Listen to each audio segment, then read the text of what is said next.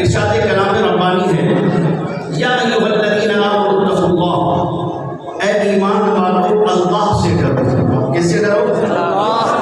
جس کلندر، جس بزرگ، جس ولی کی محفل میں بیٹھے ہو، خدا کی قسم بڑے بڑے پوسٹوں والے، بڑی بڑی گاڑیوں والے، بڑے بڑے حکمران جب شریعت سے ہٹ کر بات کرتے تھے تو ہم نے اپنی آنکھوں سے مسجد میں کھڑا ہو، اس جامعہ انوار مصطفیٰ کی اس مسجد میں کھڑے ہو کر اس منبر سرکار کے قریب کھڑے ہو کر عرض کر رہا ہوں، جنہوں نے دیکھا ہے انہوں نے پرکھا بھی ہوگا، کئی محافل میں دیکھا ہوگا کہ بڑی بڑی پوسٹوں والے، بڑی بڑی گاڑیوں والے، بڑی بڑی طاقت والے جب اللہ اور اس کے رسول کے دین کی سے ہٹ کر بات کرتے تھے تو کئی علماء چپ ہوتے تھے، لیکن ہم نے رفیق ملت کو دیکھا کہ اسی وقت، اسی محفل میں، اسی جگہ کھڑے ہو کر اس کی اصلاح فرما دیا کرتے تھے۔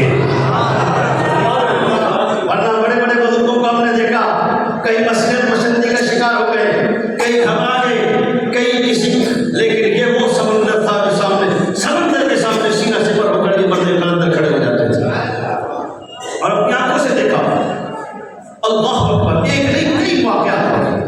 یا یہ کیا تھا کہ کس سے ڈرتے تھے؟ وہ کس سے ڈرتے تھے؟ آج کوئی کسی سے ڈرتا ہے، کوئی کسی سے ڈرتا ہے، کوئی جوتے سے ڈرتا ہے، کوئی مال کی خاطر ڈرتا ہے، لیکن خدا کی قسم ایک اللہ کا دل کا خوف، ایک اللہ کا خوف جب تم اپنے دل میں رکھ لو گے تو یہ دنیا کے سارے خوف اس خوف کی برکت سے دل سے نکل جائیں گے۔ ایک خدا کا خوف رکھو۔ کیا ہے تمہارے دل میں؟ اپنے آپ سے پوچھنا، مجھے پڑھنے کی ضرورت نہیں۔ وَكُونُوا مَعَ الصَّادِقِينَ۔ دوسری بات فرمائی، سچوں کے ساتھ ہو جاؤ۔ کس کے ساتھ ہو جاؤ؟ سچوں کے ساتھ۔ سچوں کے ساتھ ہو جاؤ۔ اب تو بھائی جہاں جاؤ وہ کہتا ہے میں سچا، دوسرا جھوٹا، میں سچا اور دوسرا جھوٹا۔ بھائی آج کل ایسا باطل عقیدہ آ گیا کہ ہم آئے بازار پر، رنگ ربانی رفیق ملت، حضور رنگ ربانی حافظ محمد رفیق نور اللہ مقدسہ والد گرامی کے مزار پر آئے، قبر پر آئے۔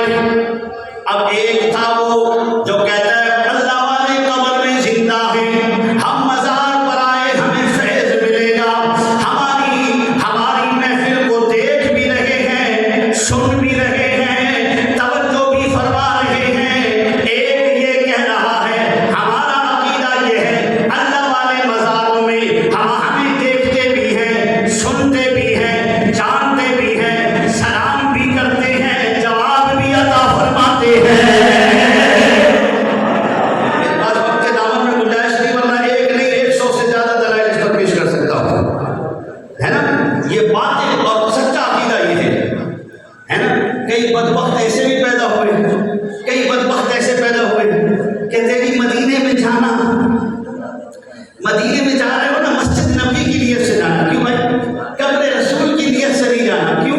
استغفر اللہ، اس لیے کہ نبی استغفر اللہ قبر میں زندہ نہیں ہے۔ یا کیا ہے بدبختوں کا؟ ارے ولی تو ولی، مومن تو مومن، نبی کے لیے ایسے بدبخت ہو گئے، طریقہ دہن ہو گئے اور ان کے پیروکار بھی چلے آ رہے ہیں۔ یاد رکھو، یہ ایک صاحب مجھے کہنے لگے یہ کیسے ہو سکتا ہے کہ قبر میں ولی زندہ ہو؟ میں نے کہا چل ولی کی بات کرتا ہے، آپ قرآن اٹھا کے گیا، مسجد میں بیٹھ کر قرآن اٹھا رہا ہے۔ میں نے کہا اٹھا، دوسرا سے پڑھا، پڑھ، قرآن میں آتا ہے وَلَا تَقُولُوا لِمَن يُقْتَلُ فِي سَبِيلِ اللَّهِ أَمْوَاتٌ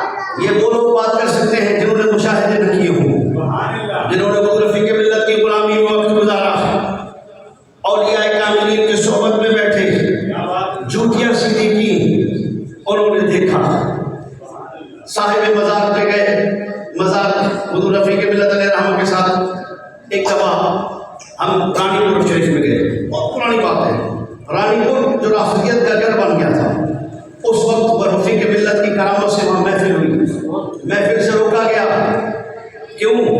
اس لیے کہ یا رسول اللہ کہنے والے صحابہ اور اہل بیت سے محبت کرنے والے، کس سے محبت کرنے والے؟ صحابہ سے بھی اور اہل بیت بھی۔ ایک وہ پیدا ہو گیا باطل فرقہ جو صرف صحابہ کی تو ذکر کرتا ہے، صحابہ کی آڑ لے کر سجدہ اور ان کے بچوں کو پھونکتا ہے، اور دوسرا وہ فرقہ پیدا ہو گیا جو اہل بیت کی آڑ لے کر صحابہ کی بے ادبی کرتا ہے۔ حضور قبلہ مفتی محمد عارف شیخی صاحب دامت برکاتہ العالیہ نے ہمیں جو درس دیا ہے وہ یہ ہے کہ ہم صحابہ سے بھی محبت کرتے ہیں اور پتھر پاک سے بھی محبت کرتے ہیں۔ یاد رکھیے گا یہ عقیدہ ہے۔ اب جب رانی پور شریف میں ہم گئے، بڑی مشکل سے پروگرام ہوا، پروگرام کے بعد 10:30 بجے کا ٹائم تھا، اللہ بخدا 10:30 بجے کا ٹائم تھا، مزار بند ہو چکا تھا۔ ابو جان بھی جاتے ہوئے ایک دم فرماتے ہیں، حضور رفیق ملت فرماتے ہیں کہ صاحب مزار بلا رہے ہیں اپنے پاس۔ اب جو ساتھ رانی پور کے لوگ ہیں وہ کہتے ہیں حضور احمد شاہ غازی کی درگاہ تو بند ہو گئی، تالا لگ گیا، مزار کے دروازے کو بھی تالا لگ گیا، دوسرے دروازے کو بھی تالا لگ گیا، تینوں دروازے بند ہیں، کوئی نام نشان نہیں ہے، اور ہم جو محفل کر کے جا رہے ہیں وہ ان کے بعد وہ اس محفل کو بھی نہیں چاہ رہی تھی۔ اللہ اکبر، حضور رفیق ملت علیہ الرحمہ نے فرمایا ہمیں مزار صاحب مزار بلا رہے ہیں۔ اچانک آپ یقین مانے مجاور اٹھ کے آیا اور ایسے آنکھیں کر رہا تھا اور کہتا ہے کہ مجھے سائیں اٹھارے وہاں تب مجھے مہمان آیا ہے، در کھولو۔ ایک دروازہ کھلا، دوسرا کھلا، مزار کے اندر کا دروازہ کھلا، رات 10:30 11 بجے کا ٹائم ہے، چند منٹ کے لیے گئے ہیں، چند منٹ کے لیے گئے ہیں، اللہ جانتا ہے مسجد میں بیٹھا کر رہا ہوں، لیکن پونا گھنٹہ 45 منٹ مراقبہ کیا، اور اس کے بعد جب باہر نکلے فرمایا حضرت ہمارے پروگرام سے بڑے خوش تھے، حضرت کے پاس معرفت کے خزانے بھرے ہوئے ہیں، لینے والے لوگ نہیں، اگر لینے والے ہوں تو ہر خزانہ اس دربار پر مل رہا ہے۔ بات یہ کہ قبر سے بھی لینے والا چاہیے، مزار سے بھی لینے والا۔ ہندو والی سرکار سے پوچھو کہ دادا گنج بخشی قبر پہ کچھ ملا یا نہیں، تو وہ کہتے ہیں گنج بخشے فیض عالم مظہر نور خدا۔ تو مزار پر بھی قبر پر بھی لینے والا چاہیے۔ جب شہید زندہ ہے، قرآن کہتا ہے اس کو مردہ گمان بھی نہیں کرنا، مردہ کہنا بھی نہیں ہے، تو جو ولی ہے اس سے اعلیٰ منزل رکھتا ہے، جو نبی ہے اس سے بھی اعلیٰ منزل رکھتا ہے، وہ بھی اپنی قبر اور مزار میں زندہ ہے۔ اور حضور نے فرمایا جب معراج کی رات حضور جا رہے تھے، فرمایا ورأیت بقبر موسیٰ فإذا هو قائم يصلي في قبره، فرمایا میں نے قبر موسیٰ سے گزرتے ہوئے دیکھا کہ موسیٰ علیہ السلام اپنی قبر میں کھڑے ہو کر نماز پڑھ رہے ہیں۔ پتہ چلا کہ نبی زندہ ہے، حضور نے تو یہ عقیدہ دیا، اور یہ بدبخت کہتے ہیں کہ مزاروں پر نہیں جاؤ، کیوں کہ مزار والے قبر والے کچھ نہیں دیتے، قبر والے بھر گئے۔ ہاں تمہاری قبر والے کچھ نہیں دیتے، تمہارے مزار والے کچھ نہیں دیتے، خدا کی قسم دنیا اور آخرت کے خزانے ہمارے مزار والے عطا فرما رہے ہیں۔ آج آئے ہو رفیق ملت کے اس آستانے پر آئے ہو، اپنی اپنی تمنا لے کر دل میں رکھو، انشاءاللہ حضور رفیق ملت اور میری والدہ صاحبہ بھی مکی والی ولیہ تھی، ان کی برکت سے اللہ آپ کی مرادوں کو پورا فرما دے گا۔ تو یہ عرض کرنے جا رہا تھا، خبر کی بات حضور قبلہ اس وقت سائیں قبر شریف والے تشریف لائے، جنازے پر بھی اچانک آئے، اور تیسرے دن میری ہمشیرہ کئی 100 طالبہ ان کی شاگردیں ہیں، کئی سو لڑکیاں اس کی شاگردیں ہیں جو مفتیاں ہیں پڑھانے میں، پاکستان میں، انڈیا میں، پتہ نہیں کہاں کہاں پڑھا رہی ہیں۔ وہ سوئی ہوئی تھی، ابو جان رحمۃ اللہ علیہ یہ صاحب قبر تشریف لائے اور ان کو اٹھایا۔ نے کہا کیا بات ہے بابا؟ کہا شاہی کمر والے آ رہے ہیں، ساتھ والے کمرے میں نواں بستر صاف ستھرا کمرہ پاکیزہ کرو، خوشبو لگاؤ اور بستر بچھا دو شاہی کے بیٹھنے کے۔ ہمشیرہ اٹھی، جس نے کبھی صفائی بھی نہیں کی، اپنے ہاتھ سے جھاڑو لگا لیا۔ سب دیکھ کے حیران ہو گئے، اس نے تو کبھی جھاڑو پکڑا نہیں، ہاتھ کیسے؟ ابو جان آئے، اب ہم ہنس رہے ہیں کہ شاہی کا کوئی پروگرام نہیں، شاہی کا کوئی پتہ نہیں، کیسے آئیں گے، کیسے معاملہ ہوگا۔ اللہ اکبر، تھوڑی دیر گزری، غلام شبیر بھٹو صاحب کا بیٹا بھاگتا ہوا آیا، کہتا ہے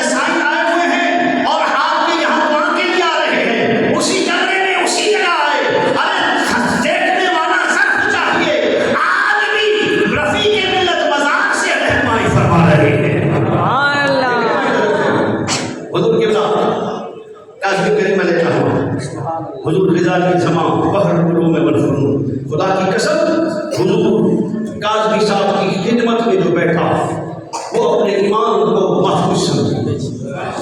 ابھی میں کراچی گیا ہوا تھا، وہاں ایک بڑے شیخ الحدیث سے میری ملاقات ہوئی، علمی گفتگو ہوئی، یہی معاملات پر 2.5 گھنٹے ہم بیٹھے رہے۔ اس نے مجھے ایک مسئلے میں بڑا خطرناک جکڑ لیا، اندر سے شرح صدر مجھے بھی کی ہو رہی تھی، میں بھی پریشان تھا اس مسئلے میں کہ یار یہ بات کو اس نے کر دی، اس میں کئی ایک نہیں بے شمار دلیلیں پیش کر دی۔